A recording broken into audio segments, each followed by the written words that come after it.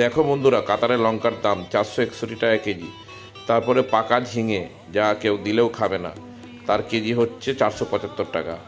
তারপর হচ্ছে বিনসের কেজি দেখো 435 টাকা।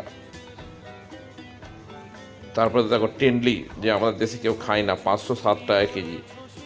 তারপরে দেখো শশা 19 টাকা 50 পয়সা। ইন্টু 26 করে নেবে, তাহলেই বুঝতে পারবে কত টাকা করে কেজি। এবার দেখো কাঁচা কলা হচ্ছে 12 টাকা 50, 325 টাকা কেজি। এখানে দেখা যাচ্ছে আমলকি। তারপর হচ্ছে দেখো, এটা হচ্ছে পেঁপে। পেঁপের দাম দেখো 7 টাকা 50 পয়সা কেজি।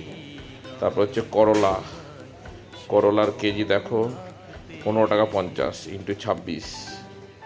তারপর হচ্ছে লাউ, যে আমাদের দেশে 30 টাকা কেজি, 50 টাকা কেজি, কি 100 টাকা কেজি, 325 টাকা কেজি।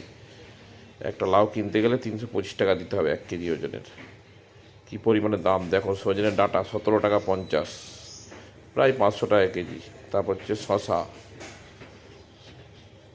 তারপর হচ্ছে লেবু দেখো 25 টাকা কেজি, লেবুর কত দাম। তারপর হচ্ছে তরমুজ হচ্ছে 2 টাকা, সব থেকে দাম পড়ছে 2 টাকা 25 পয়সা। তারপর ভেন্ডি দেখো, পাকা ভেন্ডি, এর দাম হচ্ছে 17 টাকা 50। তারপরে হচ্ছে বিনস দেখো আবার 19 টাকা 50 পয়সা কেজি। তারপরে দেখছো শশা, এটা আর এক ধরনের শশা, দেখো 7 টাকা কেজি। তারপরে দেখো ক্যাপসিকামটা 12 টাকা 50 পয়সা কেজি।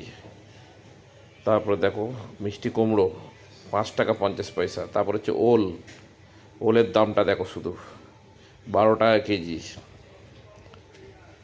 দেখো পাকা কুমড়ো, রেড পামকিন 12 টাকা কেজি, আরে 300 টাকা প্রায়। তারপর হচ্ছে ফুলকপি 12 টাকা কেজি, 300 টাকা কেজি ধরে নাও প্রায়। আর বাঁধাকপি